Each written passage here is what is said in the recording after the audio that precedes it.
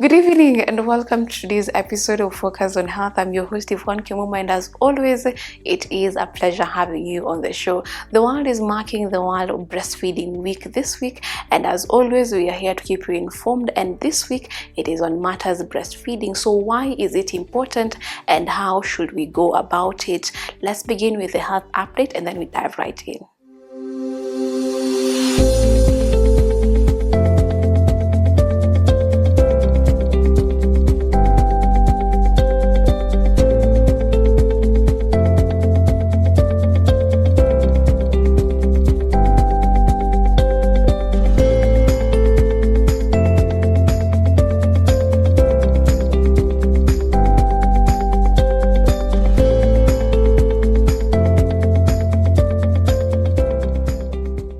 My name is Teresiah Karanja.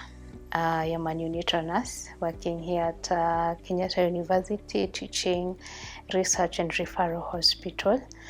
I work in NICU unit, which is our critical care unit, where I receive babies from preterms, those with congenital issues, and any baby that requires special care.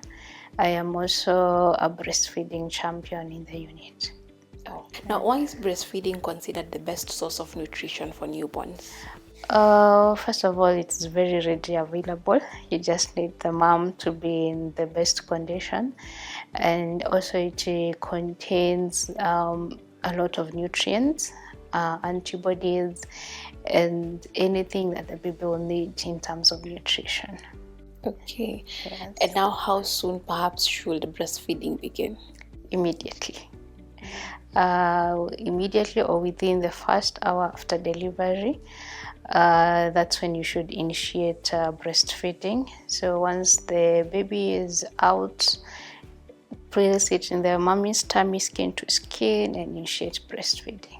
Okay, and in the case that does not have there any complication that may arise later on?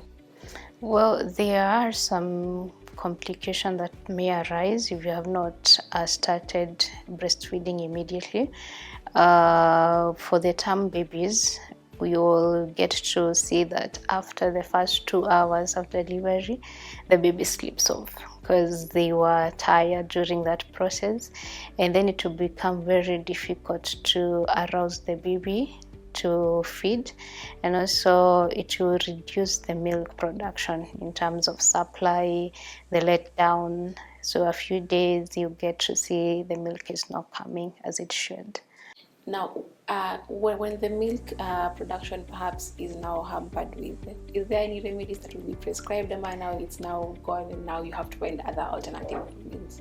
So in case it's not initiated immediately or within the first 2 hours, once the mom is able to, she should breastfeed or express. It will help in the milk letdown. Yeah, if there is no milk, there's some medication that can be given to augment the milk to come. But as soon as the mom can, she should breastfeed. And how can mothers tell if their child is getting enough breast milk? You can tell by the suckling rhythm of the baby. The baby should take deep suckling rhythms. You should hear some swallowing sounds. That means the baby is getting milk. Also, the baby should be gaining weight, approximately 15 to 30 grams per day. You should see wet diapers, which is around 8, above 8. And also the baby should be passing stool daily in the first week, maybe any other day as the baby grows. Yeah. Perhaps some of the challenges, common breastfeeding challenges that new mothers might face. Some of the challenges is positioning or latching the baby, especially for new moms. It comes as a challenge, and also they can feel some sensitivity or some pain during breastfeeding. And also, if you're first mom, you might see that your milk for the first few days has not come down yet. That doesn't happen to all, but to some, yes. Maybe the child is not able to like latch on and now actually breastfeed for one complication or the other. Maybe in the case the child is born premature, and now also in the case that they're born with some other conditions that make it difficult for them to breastfeed. How are these conditions now navigated to ensure the child is now nourished and taken care of if they can't breastfeed on their own?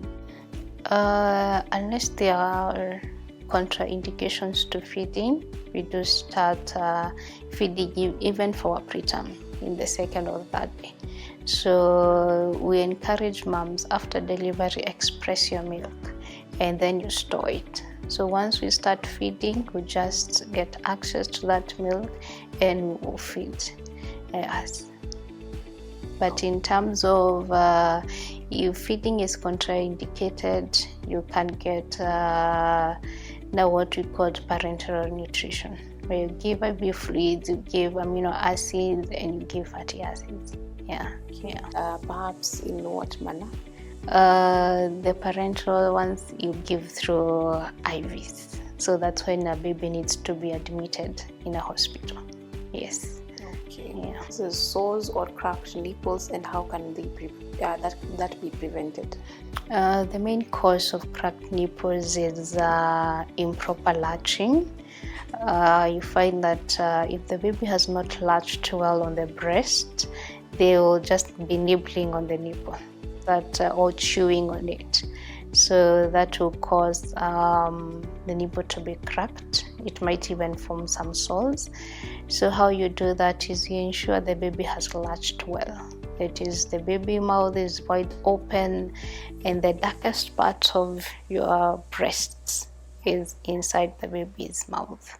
Yes. And also you can air dry your nipples. Once you have finished feeding your baby, you let your nipples dry. Do not wear tight bras, and if in case you have cracked nipples, you can do, after you have fed the baby, that hind milk, you just leave it there, it will form a coating. Yes. Okay. Now, what should a mother do if she feels that she's not producing enough milk? Psychological preparedness is also very important. You need to be ready to know that you feed this baby.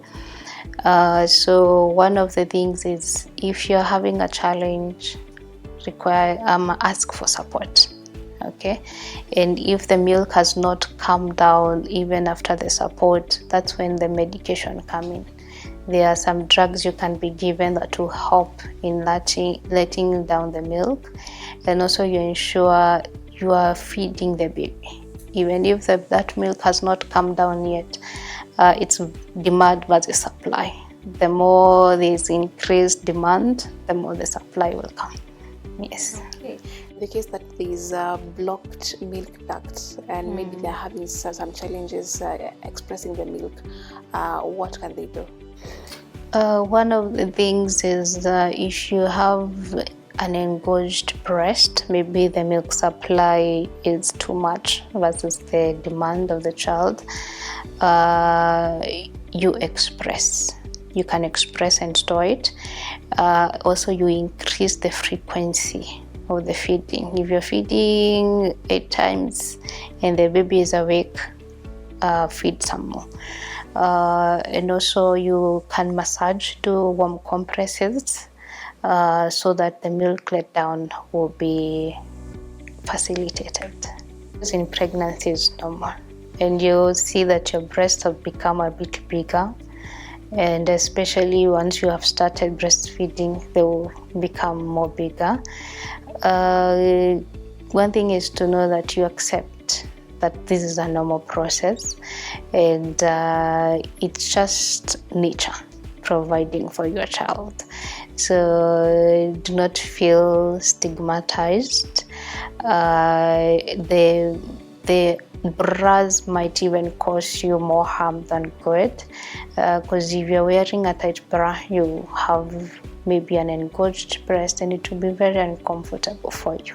The most common myths or misconceptions you've come across in your practice in regards to breastfeeding?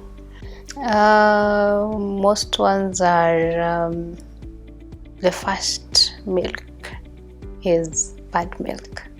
I don't know if it's the color that puts people off, or I'm not sure. But most people believe that you should discard that milk, which is not correct practice, because that first milk is actually what is more important for your baby, because it contains even antibodies that will help your child. Another thing is breastfeeding is always painful. It is not. It might be in the beginning, in the initial stages, but when you continue, you get used to it, it becomes very easy. Does the size of a mother's breast determine how much milk they can produce? No. The size doesn't matter. The milk ducts, the tissues that produce milk are what matters. Yes. Now, in terms of diet and foods, are there foods that perhaps assist or assist in production?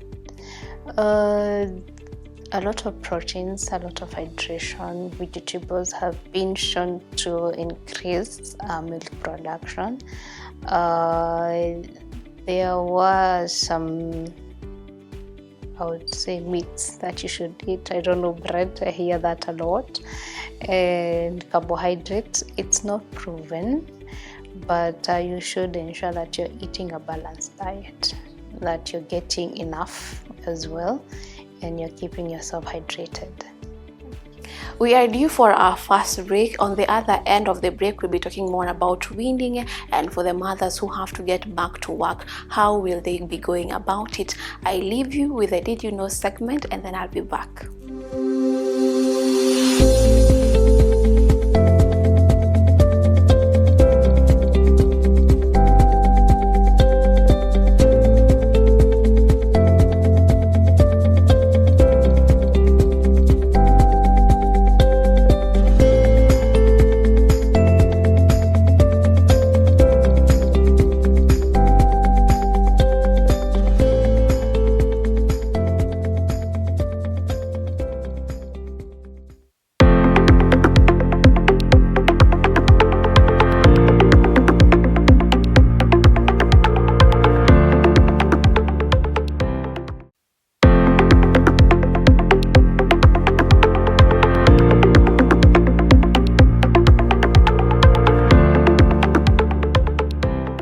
And welcome back. My name is Yvonne Kimuma. Continue engaging with us on our socials at KUTV Kenya, at Kimuma_Monari on YouTube. You can find us on KUTV Kenya. Let's continue. For the women who now are working moms, now what advice do you have for mothers who are returning to the workplace but want to continue breastfeeding? I would advise them to breastfeed at any chance they get. I know we get maternity leaves, and sometimes that time is very constricted, not enough. So when you are on maternity leave, ensure that you are pumping extra milk that the baby will be feeding on once you get back to work. And then once you have resumed work and you're at home, breastfeed at any time. Yes. Okay. Now, how should expressed milk be stored safely, and how long does it remain safe? One thing is you need to get containers that are BPA free. They are in the market. These are plastics that cannot transmit harmful effects to the milk, or breast storage bags, which are also accessible in the market. So in terms of storage, breast milk stays for 4 hours on room temperature. You can store it in the fridge, in the cold, not at the door, in the coldest part of your fridge, and it will stay for 5 to 7 days. You can also put it in a freezer, which can stay from 6 months to 1 year. Okay. Yeah. Now, what's the correct way to thaw and warm now expressed breast milk? So if you are removing it from the fridge, just have one container with warm milk, with warm water rather, and now the container with the milk, and you put in the warm water. Yes, not directly boiling the milk, that will kill the nutrients that are there. Yes, and if it's frozen milk, you remove it a day before and you put it in the fridge so that it can just thaw on itself. Yeah. Okay, so at no point should this milk be exposed to boiling? No. We do not boil milk. You're warming it to lukewarm. That's around room temperature. It's not warm or hot. Yes. Okay. Health. Now, what should a breastfeeding mother eat to maintain her health? Now, while it also supports her in milk production. Eat a lot of proteins. You are healing, and your body needs that protein to heal. A lot of vegetables as well, and also a lot of fluids. You can the vegetables, you're taking vegetables rich in iron. You're getting foods that are rich in zinc, rich in magnesium, calcium. Yes, those are the foods that you should eat. And are there medication that mothers should avoid? If you're on medication, you should consult your doctor, especially if you're maybe having antidepressants, some of the antibiotics which can be passed through milk. You are maybe undergoing chemo, you're undergoing radiotherapy. Kindly consult your doctor to know if you can breastfeed or not. In the case that a breastfeeding mother is feeling unwell, now can she continue breastfeeding or she has to stop? Yes, she should. Yeah, until they are advised not to breastfeed, continue breastfeeding. Or if the mother is very weak to breastfeed, someone can even express the milk on her behalf and give the baby. Yeah. When a child is being fed milk from another mother, now not another mother, the same mother, but someone is helping her express. In case of donor milk, what we call donor milk, you're getting milk from another person, it has to be screened so that you don't give milk that has diseases. Yes. And so, okay, now I'd like to understand now, perhaps is there a process? You've mentioned now that it's screened, but in the case someone is like me, I would like to have a donor mother who will now be able to feed this child for the next 6 months. Now, what is the process for that? Is the milk screened each and every time, or is a one-time thing and then it can be approved and now breastfeeding goes on? In such a case, the donor is the one to be screened. Unfortunately, in Kenya, we do not have a lot of milk banks. It's only found in Pumwani, where you can get the milk that is donated. But if you have a specific person that you want to feed the baby for you, they should go be screened and ensure that they are compatible to feed the baby. Okay. Yes. Fortunately, to some extent, in some cases, the mother did not make it out of the labor ward. Now the child is left alone. And you've mentioned, yes, there's the option of donor milk and it's available. In the case that is not available, what other options are there for the family to explore in ensuring that this child is well nourished as they grow up? These days we have the advantage of having formulas in the market. So in such a case that the mom unfortunately passed on or is not able to feed her milk, they should access formulas, yes, which are formulated to resemble breast milk, but it's not breast milk per se. Oh, so there's the other option of now buying formulas and now feeding the child with formulas. And perhaps now comparing a child who's been exclusively breastfed and a child who's, for one reason or the other, now having to like rely on formulas. Is there a difference in the development of these two children?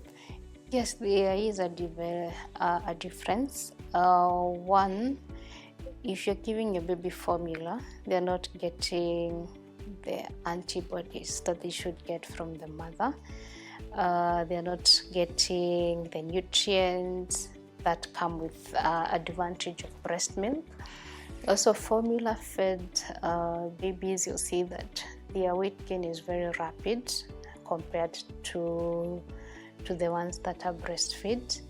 But when it comes to breastfeeding, it has its own advantages, as we had said earlier. And you'll see that in terms of milestone cognitive functions, in terms of preventive measures, breast milk will prevent you from even having sometimes asthma. It prevents type 2 diabetes. It prevents childhood lymphomas and childhood cancers. Yes. Or to like be breastfed for 6 months completely, and now on the 7th month, now it's time for them to start weaning, if the parent is ready for that. Now, in the case of weaning, how is it now introduced now for the child? It's advised that you introduce one specific meal at a time. If it's maybe we are saying you're introducing eggs, so today introduce eggs plainly. If it's pumpkins plainly, so that if this child is having any allergic reaction to certain food, you'll get to know easily. Yes. Okay. And are there, in the case there's usually a conversation of now perhaps there might be allergic reactions. What happens in the case that there's an extreme reaction? Case in point, I'm asking this because I think I saw a video somewhere of someone just asking mothers, if you have a history of perhaps this particular allergy, say peanut allergy, instead of introducing peanut to your child when you are far away from a hospital, go to a hospital parking lot and then now introduce it there. Has there ever been like extreme cases of now a child was now severely allergic? Is that handled? I've never come across a severe case of allergy, but if yourself, you know, you're allergic to a certain product, a certain type of food, in the early stages when you're weaning, keep off from that food until you are able to know if in case of an emergency, I have maybe an epinephrine somewhere I can give the baby, or I have access to a hospital. So what are the biggest mistakes that parents make when it comes to breastfeeding? Scheduled feedings. You're saying my baby wakes up after 3 hours, I wake up. But if it's a term baby, breastfeed on demand. On demand means if your 1 hour is over and your baby requires feeding, feed at that time. If you schedule feeding, you might miss out on nutrition requirement, and also you might reduce your milk supply. Another mistake that many people do is delayed feeding. Especially nowadays, you see I will breastfeed after I have woken up. I'm in too much pain, I cannot express. Yeah, you delay the feeds, and also now the supply gets delayed as well. And another mistake we do is we introduce mixed feedings. This is your breastfeeding, and also you're giving maybe a formula to supplement the feed, which will reduce your milk supply, because you won't get enough if the supply is not demanded. One, if the baby is not breastfeeding. If the baby is sleeping more and you have to arouse the child, they are not feeding well, you should go to a hospital. Another thing is vomiting. You are seeing diarrhea. please go to the hospital. And if yourself you have seen your breast engorged, there is redness on the breast, you are feeling too much pain, you have a fever, go to the hospital. I would encourage moms to breastfeed because of the advantages that comes with it, and also for them to remember that a breastfed child is a healthy child. Yes. And with that, we'll call it a wrap. Thank you so much for keeping it KUTV's Focus on Health. I have been your host, Yvonne Kimuma. Until next time, same time, same place, I leave you with the Healthy You segment.